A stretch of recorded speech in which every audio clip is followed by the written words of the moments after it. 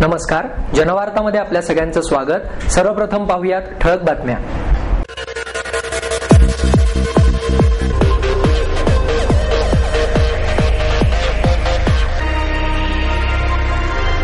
Millennium production private लिमिटेडचा शानदार उद्घाटन सोहळा संपन्न। शिक्षणाचे अंतिम उद्दिष्ट ज्ञान संपादनाचे असून परीक्षा हे साध्य नव्हे तर साधन आहे याची जाणीव विद्यार्थ्यांनी ठेवावी, ज्येष्ठ शिक्षण तज्ज्ञ आणि पुणे विद्यापीठाचे माजी प्राध्यापक कुलगुरू डॉक्टर शन्ना नवलगुणकर यांची अपेक्षा। विरोधी पक्षनेते आबा बागुल यांच्या वतीने पुणे नवरात्र महोत्सव आयोजित क्रिसमस संध्या 2010 चे आयोजन। भटक्या कुत्र्यांना स्वतःच्या जागेत आश्रय देऊन केलेली ही समाजसेवा। सूर्यदत्ता ग्रुप ऑफ इन्स्टिट्यूटच्या वतीने रिक्षा चालकांसाठी इंग्रजी संभाषण आणि संगणक प्रशिक्षण। शहरी भागाप्रमाणेच ग्रामीण भागातील महिलांचे प्रश्न सोडवण्यासाठी गावागावात महिला दक्षता समिती स्थापन करण्याची गरज आहे, स्त्री आधार केंद्राच्या संस्थापिका आमदार नीलम गोरे यांचं मत। आणि पंडित शशांक सुब्रमण्यम आणि पुण्याचे पंडित संजीव अभ्यंकर यांच्या जुगलबंदीने शनिवारवाडा कला महोत्सवातील रसिक मंत्रमुग्ध। मिलेनियम प्रोडक्शन प्रायव्हेट लिमिटेडचा उद्घाटन सोहळा संपन्न झाला। रुपेरी दुनियेच्या भव्य पडद्यावर ग्लॅमरच्या आहारी जाऊन स्वतःची पारख न करता असंख्य जण पतंगाप्रमाणे झेप घेतात। तुटपुंजे ज्ञान, माहिती नसलेलं चित्रपटाचं विश्व आणि मग नाउमेद होऊन पतंगाप्रमाणे स्वतःच विश्व राख करून घेतात। या निरीक्षणातूनच सुप्रसिद्ध चित्रपट दिग्दर्शक संकलक सुनील नाईक यांनी मिलेनियम प्रोडक्शनची स्थापना केली। यावेळी लेखिका विनीता पिंपळखरे, छायाचित्रकार चारुदत्त दुखंडे, नाट्य निर्माते दीपक पंडित, ज्येष्ठ पत्रकार राज काझी, प्रसिद्ध कलाकार पंढरीनाथ कांबळे उर्फ पॅडी, निर्माते विवेक गिरी आदी मान्यवर उपस्थित होते। या कार्यक्रमात मिलेनियम प्रोडक्शनच्या पुढील वर्षी येणाऱ्या चित्रपटाची घोषणा करण्यात आली। या चित्रपटाचे नाव फट फटाफट हे असून याची निर्मिती विवेक गिरी यांनी केली आहे, तर कथा पटकथा विनीता पिंपळखरे यांची आहे। दिग्दर्शन सुनील नाईक यांचे आहे। यामध्ये प्रमुख कलाकाराच्या भूमिकेत पंढरीनाथ कांबळी तर राहुल सोलापूरकर आणि विजय चव्हाण हे सहकलाकार आहेत। शिक्षणाचे अंतिम उद्दिष्ट ज्ञान संपादनाचे असून परीक्षा हे साध्य नव्हे तर साधन आहे अशी जाणीव विद्यार्थ्यांनी ठेवावी, अशी अपेक्षा पुणे विद्यापीठाचे माजी कुलगुरू डॉक्टर शन्ना नवलगुणकर यांनी व्यक्त केली। गुड मॉर्निंग विधिलिखित ग्रुपच्या वतीने पुणे जिल्ह्यातील विविध शाळांमधील इयत्ता 10वीच्या 1000 गरीब आणि गरजू विद्यार्थ्यांना डॉक्टर नवलगुणकर यांच्या हस्ते 21 अपेक्षित प्रश्नसंचांचे वितरण करण्यात आले। यावेळी ज्येष्ठ कवयित्री प्रतिभा शाहू मोडक, विधिलिखित ग्रुपचे संस्थापक आणि ज्योतिषतज्ञ आदिनाथ साळवी आदी मान्यवर व्यासपीठावर उपस्थित होते। सध्याच्या युवकांमध्ये मोठ्या प्रमाणात बुद्धिमत्ता आहे। या बुद्धिमत्तेचा वापर करून युवकांनी ज्ञानसाधना करावी। केवळ परीक्षेचे तंत्र अवगत असून उपयोग नाही। ग्रंथ आणि गुरु हे ज्ञानसंपादनाचे माध्यम आहे। परीक्षा हे साधन आहे तर ज्ञान संपादन हे साध्य आहे, असे सांगून डॉक्टर नवलगुणकर यावेळी बोलताना म्हणाले की सध्या वाचनाचा अभाव दिसून येत आहे, मात्र सखोल आणि प्रगल्भ ज्ञानप्राप्तीसाठी अखंड वाचनाशिवाय पर्याय नाही। आई वडील आणि गुरुजन यांच्याबद्दलचा आदर कधीही कमी होऊ देऊ नका, असे आवाहनही त्यांनी केले। साळवी यांनी शिक्षण प्रक्रियेला पूरक असा विचार करून तो अंमलात आणला, अशा शब्दात त्यांनी या उपक्रमाचे कौतुक केले। विद्यार्थ्यांनी नम्रता, साधना आणि निष्ठा या गुणांचा अंगीकार करून उदंड यश प्राप्त करावे आणि आपल्याबरोबरच समाजाच्या उन्नतीला हातभार लावून देशाचा मान वाढवावा, अशी अपेक्षा प्रतिभा मोडक यांनी व्यक्त केली। साळवींना आपल्या आयुष्यात प्रतिकूलतेची अनुभूती असल्यानेच त्यांनी सहृदय अंतःकरणाने सुरू केलेला उपक्रम अनुकरणीय आहे, असेही त्यांनी नमूद केले। विद्यार्थ्यांनी आपले उद्दिष्ट निश्चित करून ते साध्य करण्यासाठी आपल्या क्षमता आणि मर्यादा लक्षात घेऊन परिश्रम घेतल्यास त्यांना यशापासून कोणतीही शक्ती रोखू शकणार नाही, असा संदेश साळवी यांनी प्रास्ताविकात बोलताना दिला। मानवी आयुष्यात आपण नेहमीच कोणत्या ना कोणत्या स्वरूपात ऋण घेत असतो, त्याची परतफेड अधिकाधिक प्रमाणात करण्याबाबत जागरूक राहणे आणि आपल्याबरोबर इतरांच्या आयुष्यात आनंद निर्माण करणे गरजेचे आहे, असेही ते म्हणाले। कार्यक्रमाचे सूत्रसंचालन मंगेश वाघमारे यांनी केले, तर आभार आशुतोष बेलापूर यांनी मानले। पुणे नवरात्र महोत्सव आयोजित क्रिसमस संध्या 2010 चे आयोजन विरोधी पक्षनेते आबा बागुल यांच्या वतीने कैलासवासी वसंतराव बागुल उद्यानात करण्यात आले। नवरात्र महोत्सव आयोजित क्रिसमस संध्या 2010 चे आयोजन आबा बागुल यांच्या वतीने कैलासवासी वसंतराव बागुल उद्यान आणि नाला प्रकल्प या ठिकाणी करण्यात आले। ही क्रिसमस संध्या गेली 12 वर्षांपासून सुरू आहे। यावेळी मुलांचे स्वागत जोकर टोपी आणि फुगे देऊन करण्यात आले। त्यानंतर मुलांना सांता क्लॉज आणि आबा बागुल यांच्या हस्ते खाऊ आणि चॉकलेटचे वाटप करण्यात आले. मुलांना उंटाची सफर, घोडागाडीची सफर तसेच जादूचे खेळ आणि डान्स आदी कार्यक्रमांचे आयोजन करण्यात आले होते. या उद्यानात आकर्षक अशी रोषणाई करण्यात आली. यावेळी 3000 मुलांनी याचा आनंद लुटला. यावेळी बोलताना बागुल म्हणाले, पुढील वर्षी मुलांसाठी म्युझिकल फाउंटन आणि चित्रप्रदर्शनासाठी हॉल उपलब्ध करण्यात येईल. समाजाचं नाव, आपल्या देशाचं नाव कमवणार, आपल्या आई वडिलांचं नाव कमवणार ही शिकवण घेऊन जशी आम्ही काशी यात्रा ही काढत असतो की आई वडिलांची सेवा, ईश्वर सेवा हीच या मुलांच्या मध्ये रुजवण्याचा आम्ही अल्पसा प्रयत्न करतो.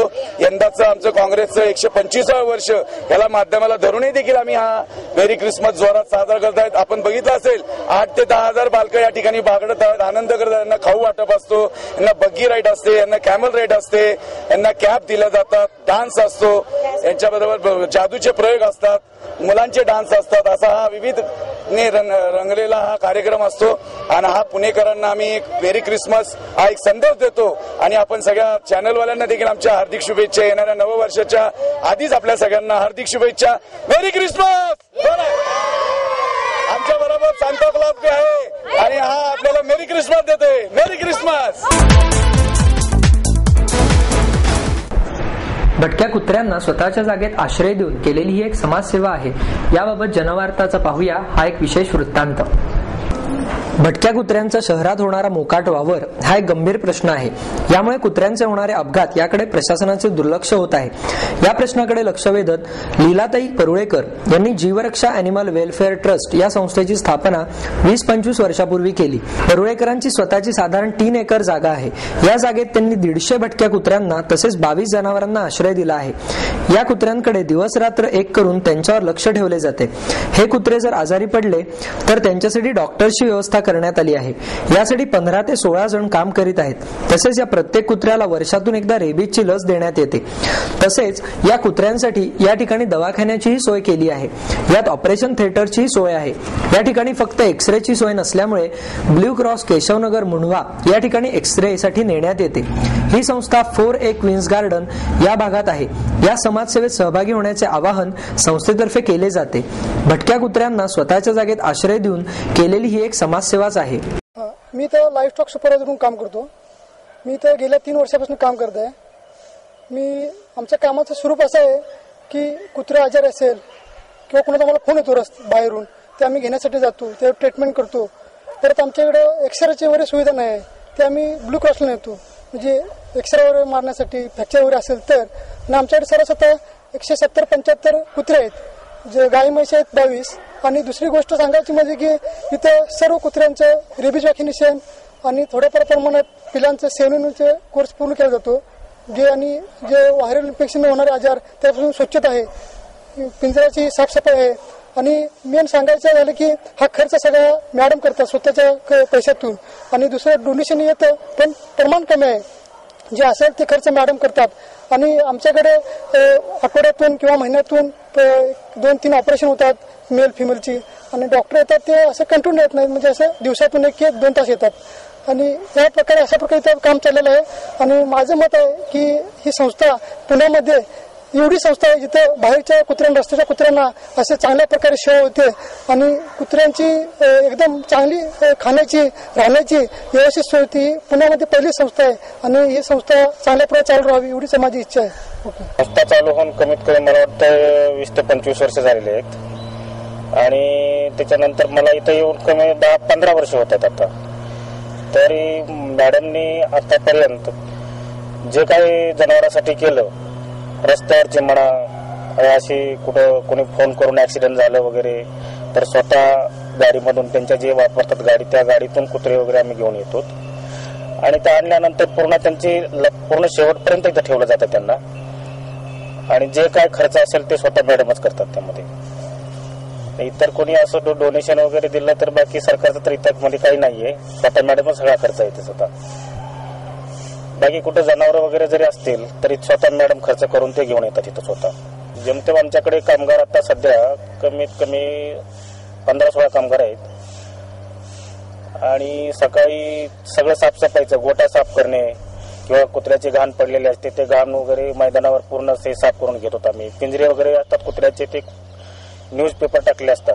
मग ते न्यूजपेपर घाण झालेले असतील तर ते बदलणे, परत ओले झाले असतील ते काढायचे, परत बदलायचे.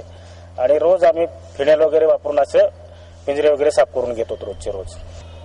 आणि रात्रीचं म्हटलं तर रात्रीचं काही एकदम इमर्जन्सी समजा आजारी जरी पडलं जनावर तरी सारखे आमचे जे लोक असतात ते फिरून वगैरे लगेच त्यांच्याकडे घेऊन त्याचा उपचार चालू करतात रात्रीचं पण. म्हणजे असं कुठलं खाईगई नाही कुठल्या कामामध्ये असं.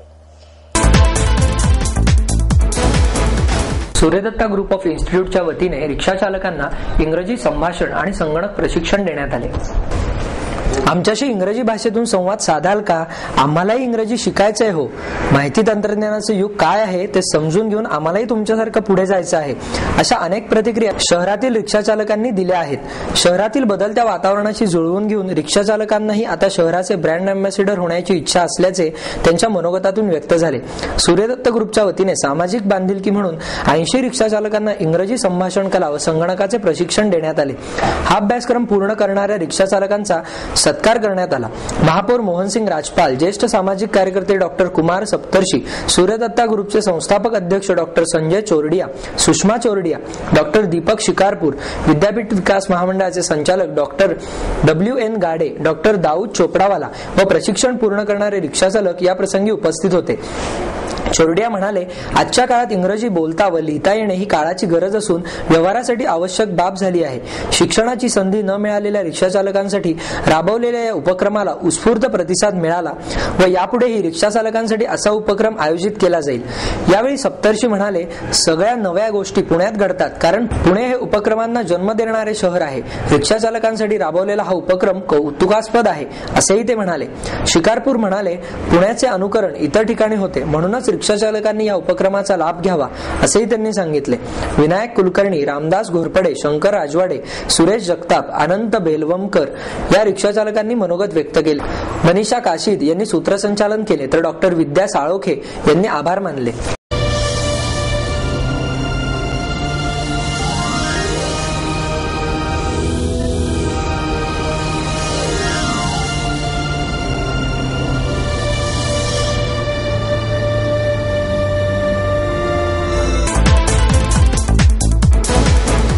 शहरी भागातील महिलांप्रमाणेच गावागावातील महिलांचे प्रश्न सोडवण्यासाठी महिला दक्षता समिती स्थापन करण्याची गरज आहे असे मत आमदार नीलम गोरे यांनी व्यक्त केले.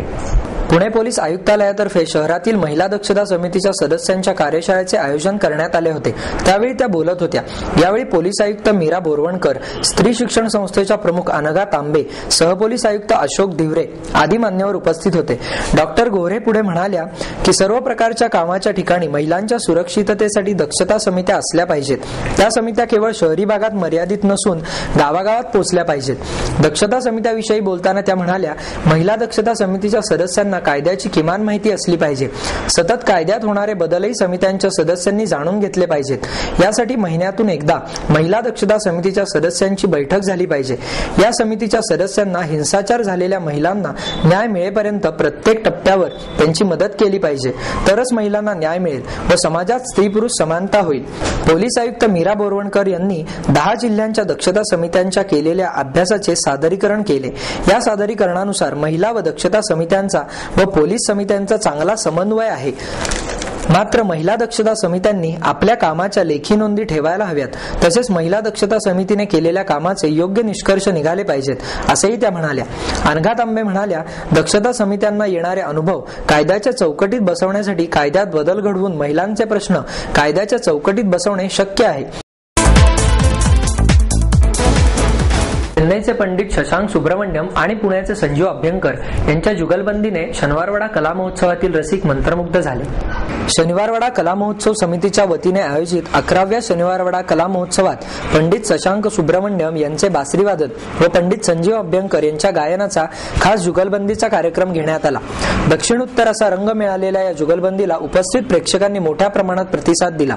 हर्षद कानेटकर यांनी तबल्यावर तर टी सतीश यांनी मृदुंगावर, तन्मय देवचक्के यांनी केलेली साथसंगतही प्रेक्षकांच्या पसंतीस उतरली. दरम्यान कार्यक्रमांच्या प्रारंभी भाजपचे नेते अनिल शिरोळे, नगरसेवक श्रीनाथ भीमाले व नगरसेवक सुनील कांबळे यांच्या हस्ते कलाकारांचा सत्कार करण्यात आला. संमेलनाचा कार्यक्रम पहिल्यांदाच पुणेकरांसमोर सादर होत असल्यामुळे रसिक श्रोत्यांनी त्याचा भरपूर आनंद घेतला.